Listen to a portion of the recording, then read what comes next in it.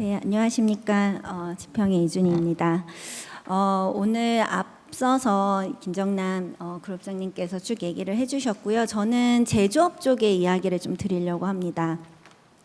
사실 저희 나라가 탄소 집약적인 이제 제조업 중심으로 발전을 하고 또 공급망 자체의 글로벌 통상 안에 B2B 비즈니스가 많은 국가다 보니까 사실은 이 ESG 공시라는 논의에 있어서 산업 구조라든가 제조업의 특성을 배제하고 이야기하기는 되게 어려울 것 같습니다. 사실 오늘 여기 오신 분들 보니까 이제 연구 컨설팅 하시거나 또는 학계 그리고 또 어떤 그 집단에 대한 이해관계를 봐주시고 계시는 협회 그리고 많은 계열사를 리딩하셔야 되는 지주사에서 많이 오신 걸로 좀 보여집니다. 그리고 이제 물류 유통이라든가 금융에서 오셨는데요. 사실 아까 이제 2조 이상의 기업들이 앞으로 이제 공시를 컴플라이언스로 받아들이고 순차적으로 가긴 하지만 저는 오늘 약간 우리나라의 다수 그리고 여기 오신 그룹사에서의 고민, 약간 중견기업들 그리고 이미 글로벌의 비즈니스를 하고 있는 우리 중견 중소기업들의 현황을 조금 말씀드리고자 합니다. 이 논의를 하면서 저도 너무 조심스러워가지고 글로벌 비즈니스에 지금 엄청나게 치이면서 ESG 정보 공개를 먼저 노력하고 있는 회사들 한 20군데랑 전화 통화를 일일이 한번 했었습니다. 그래서 그 실무자들의 의견을 좀 들었고요. 향후 이걸 시점으로 해서 많은 그 기업의 실무자들의 이야기들이 모여서 사실 이런 제도를 만들 때 우리가 룰을 함께 세팅하고 만들어갈 수 있었으면 좋겠습니다.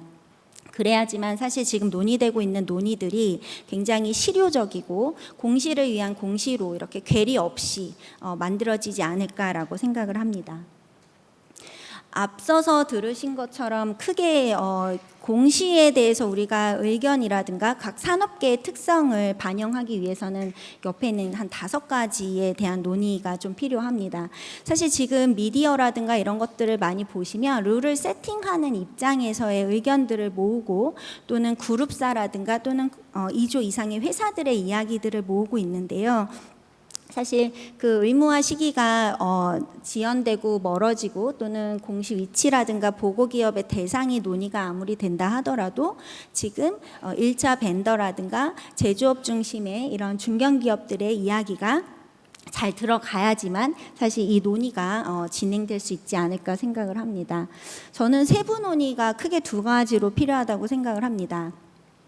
101조를 보시면 S1 1조를 보시면 중요 이슈를 보고하는 겁니다. ESG 공시는 중요 이슈를 보고를 해야 되는데 사실 그 중요 이슈라는 것들을 따지고 하기 위해서는 재무적인 영향도라든가 또는 산업의 구조, 밸류체인을 정확하게 인식을 하고 사실 그 이슈를 판단을 해야 되는데 그런 부분에 대한 베이스라인이나 방법론이 아직 없습니다. 저는 이 공시가 제도화된다라는 거에 있어서 기업들이 노하는 기업은 거의 없어요. 왜냐하면 지금 중견기업들은 이미 비즈니스를 위해서 스콥3도 하고 있고 최대한 정보 관리를 하고 있기 때문입니다. 그런데 우리가 만약에 제도를 실효적으로 만든다라고 한다면 그 지금 제도에서 얘기하고 있는 중요 이슈라는 부분들을 어떻게 어프로치하고 어떻게 공시할 것인가에 대한 베이스라인과 프레임워크는 논의가 돼야 된다라고 생각을 합니다. 2번째는 이제 밸류체인인데요. 결국에 아까 말씀하신 대로 제조업은 공급망이 굉장히 많고 지금 보시는 것처럼 연결 기준으로 하면 수많은 SME들에 대한 정보 공개를 해야 되기 때문에 이 공급망에 연결되어 있는 협력사라든가 중견 중소기업들을 어디까지 어떻게 순차적으로 밸류체인 기반으로 공시를 할 것인가에 대한 이야기들이 모여져야 되는 상황입니다. 우리가 뭔가 계속 해야 된다, 언제까지 뭐를 해야 된다라는 이야기를 했지. 사실 산업의 특성이라든가 우리나라에서 가장 시급하게 국내 공시랑 상관없이 뛰고 있는 기업들의 현황이라든가 또는 각 그룹사들이 갖고 있는 제조업의 어떤 구조에 대해서는 아직은 전혀 얘기가 정리되고 있지 않는 것 같습니다. 오늘 여기 계신 분들께서 이렇게 정리된 것들을 보시면서 각자의 이야기와 각자의 산업별의 어프로치가 논의가 돼야지만 저희가 계속 얘기하고 있는 로드맵이라든가 또는 실효성 있는 제도가 만들어지지 않을까라고 생각을 하고 있습니다.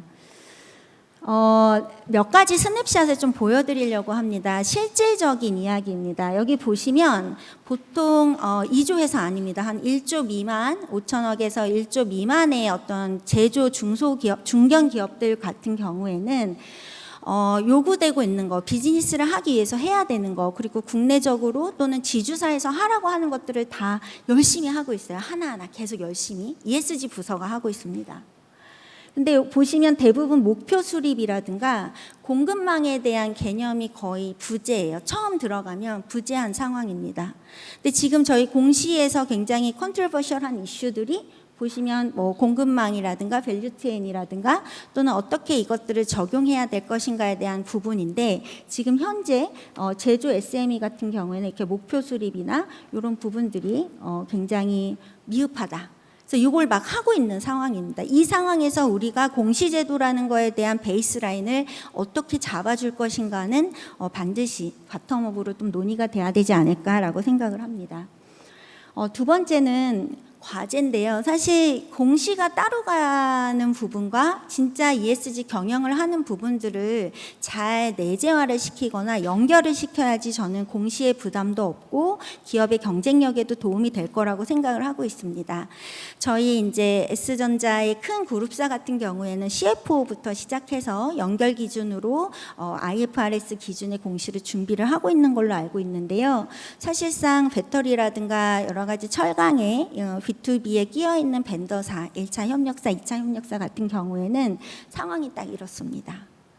ESG 부서가 전략기획에서 겸직을 하거나 또는 EHS나 ESG 이렇게 그냥 팀이 모이는 상황이에요. 뭔가 CFO 관점에서 연결 기준으로 간다? 아직 그 방법론이라든가 그런 인식 자체가 굉장히 없는 상황입니다. 그러면 이러한 상황에서 어떻게 우리가 이런 공시라는 제도가 들어왔을 때 파이낸셜 임팩트라든가 재무의 연결 기준으로 이런 ESG에 대한 정보를 연결할 것인가, 어떻게 거버넌스와 내부 통제를 구축할 것인가도 함께 고민을 해야지만 이 제도가 실효성이 있습니다. 공시를 위한 공시로 그냥 숙지하고 끝낼 문제가 아니라는 거죠. 저는 이번 ESG 제도, 공시 제도를 통해서 뭐 엄청난 거를 바꾸고 이렇게라기보다는 지난 20년 동안 굉장히 애를 써온 우리나라의 많은 제조업들이 이 공시제도를 통해서 조금은 더 발판을 마련하고 조금 더 숨통을 트일 수 있게끔 뭔가 온라인 시켜야 된다라는 부분에서는 굉장히 많은 이야기를 좀 드리고 싶습니다. 마찬가지입니다. 보시면 이런 회사 같은 경우에는 LCA가 있는 이유가 뭐냐면 크기도 작고 공시랑도 상관이 없어요. 근데 왜 필요하냐면 비즈니스를 하기 위해서 당연히 요구를 받는 겁니다. 납품하기 위해서 그냥 유럽 회사가 도움을 이걸 해야 된다고 얘기를 하는 거예요. 그러면 컨설팅 받고 그냥 합니다. 그리고 끝이에요. 그리고 다시 또 해요. 저는 이렇게 뭔가 고군분투하면서 갖고 있는 ESG 경영 안에서 공시라는 가이드라인과 베이스라인이 이들한테 조금은 스태핑 스톤과 이네이블러 역할을 할 수 있었으면 좋겠다라고 생각을 하고 있습니다. 사실 공시가 IFRS 기준으로 사스부를 준용을 해서 CFO 라인으로 만들어지는 거에 대해서는 굉장히 한 발짝 우리가 나아간다라고 생각을 하고 있는데, 사실 글로벌 제조업이나 우리나라 제조업들의 보고서라든가 공시를 받아들이는 프레임을 보면 고객이 요구하는 것들을 대응하기 위해거나 아니면 내부적으로 비즈니스 비재무에 대한 리스크를 관리하는 부분이라든가 외부에서 요구되고 있는 공시 기준, 그리고 평가를 위한 부분에서 이 네 가지의 포인트로 ESG 공시를 받아들이고 있습니다. 우리가 지금 논의하고 있는 제1호와 2호 그리고 이 정책에 대한 101이 과연 지금 우리가 제조업의 ESG 경쟁력이라든가 산업 경쟁력을 유지하기 위해서 노력하고 있는 이 네 가지를 얼마나 포용하고 베이스라인으로 받아들이고 있는지, 그리고 그 특성을 산업별로 어떻게 로드맵을 만들고 있는지에 대해서는 우리가 굉장히 치열하게 논의도 하고 의견도 만들어서 이게 제도에 구체적으로 간다기보다는 제도가 원칙을 만들고 그 안에서 이행하고 있는 지침서라든가 디테일을 좀 만들 수 있는 부분이 아닐까라고 생각을 합니다. 이미 이런 반도체, 자동차, 배터리, 철강 이런 회사들은요, 이미 하고 있어요. 하고 있는데 그 기준이라든가 방법론이 조금 다를 뿐입니다. 이 제조업의 고민은 뭐냐면 수없이 달려있는 많은 중견기업과 중소기업들한테 본인들이 하고 있는 이런 리딩 기업과 지주사가 하고 있는 부분들을 어떻게 전파하고 이거를 같이 끌어올려서 하나의 정합적이고 믿을 만한 데이터를 만들 수 있냐라는 고민을 한다는 거죠. 그래서 이게 연결 기준으로 된다라고 하기 때문에 한국의 특수성에서 엄청나게 저는 이슈가 된다라고 생각을 하고 있고요. 한번 매핑을 해봤습니다. 굉장히 그냥 러프한 건데요. 사스부를 준용을 한다. 우리가 산업의 특성은 그렇게 준용을 하자라고 1호에 나와 있는데 막상 기업 입장에서는 뭐를 어떻게 봐야 되는지가 사실은 궁금한 거죠. 저희 제조업 같은 경우에는 여기저기 들어오는 것들을 대응하느라고 굉장히 어렵고 또 요구되고 있는 것들을 하다 보면은 굉장히 커집니다. 그 안에서 핵심적인 부분만 조금 발라내서 가이던스가 좀 있다면 좋겠다라는 생각을 했었는데요. 기본적으로 ESG에 대한 공시가 있지만 사스부에서 요구되고 있는 산업의 특성을 매핑을 해보면 이렇게 에너지, 폐기물, 보건안전, 자재조달, 솔싱이라는 부분, 협력사 관리라는 요 4가지 부분은 거의 묻지마 영역입니다. 사실 뭐 묻지마 영역이라고 하면 좀 말이 어감이 좀 그럴 수 있지만 무조건 우리가 어떤 기준이든 어떤 산업이든 제조업 분야에서 하겠다라고 한다면 저 정도의 정보 관리는 우선순위를 두고 중요 이슈로 보고를 하셔야 된다라는 이야기입니다. 제가 여기 있는 많은 컨설팅과 연구와 그 협회나 또는 산업계 또 기업분들한테 얘기해드리고 싶은 거는요. 제도가 모든 걸 해결할 수 없습니다. 우리 회사는 비즈니스를 계속 성장시켜야 되는 거고 ESG 경영의 요소는 지속적으로 해야 돼요. 근데 이거를 재무라인과 연결을 하고 앞으로 다가오는 정보공시라는 부분에서 우리가 기업 경영의 경쟁력을 유지하면서 우리 회사는 어떤 부분에 대한 공시를 할 것인가에 대해서 굉장히 깊이 있는 고민을 기업 자체가 좀 해야 됩니다. 그리고 기업 자체의 특성에 따라서 그 의견을 수렴을 하고 그 안에서 강력한 공통 분모가 제조의 부분에서의 어떤 제도로 들어갈 수 있도록 좀 약간 이야기가 많이 다뤄져야 된다라고 보고 있습니다. 글로벌 제조사 큰 회사들이죠. 저희한테 영향을 많이 주고 있는 회사들입니다. 그런 회사들의 범위를 한번 보시면은 아까도 앞에서 얘기했지만 스콥3는 어떻게 보면은 거의 다 하고 있습니다. 물론 15개 전부 다 하는 건 아니지만 그 산업에서 측정 가능하고 반드시 해야 되는 부분에서는 다 하고 있다라고 보여지고요. 연결 부분은 생각보다 많이 어려운 상황입니다. 한국은 더 어렵겠죠. 근데 이제 이 부분에서만 보더라도 우리가 스콥3에 대해서 유예를 하고 또 시간을 벌었다라고 한다 하더라도 제조 부분에서는 결국에 EU 규제라든가 제품이 갖고 있는 탄소 그리고 한국의 여러 그 대응을 해야 되는 부분에서는 스콥3에 대한 준비를 공시 제도화와 함께 기업은 훨씬 더 탄탄하게 고민하고 그런 것들은 산업계의 측면에서 어느 정도의 노하우라든가 가이드라인이 형성이 돼야 된다라는 얘기를 드립니다. 그게 돼야지만 제도도 훨씬 더 실효적이고 더 많은 디테일을 챙길 수 있을 거라고 생각을 하고 있습니다.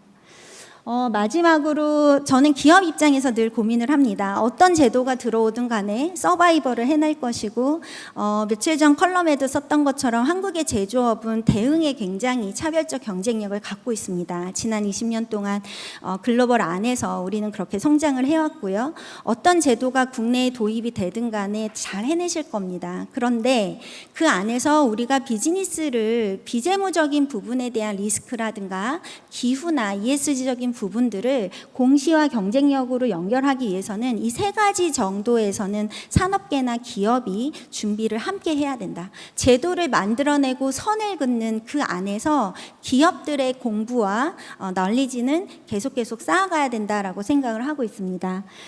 사실 우리 비즈니스가 갖고 있는 업스트림, 다운스트림의 밸류체인을 구조도를 한번 그려볼 수 있을 거고요.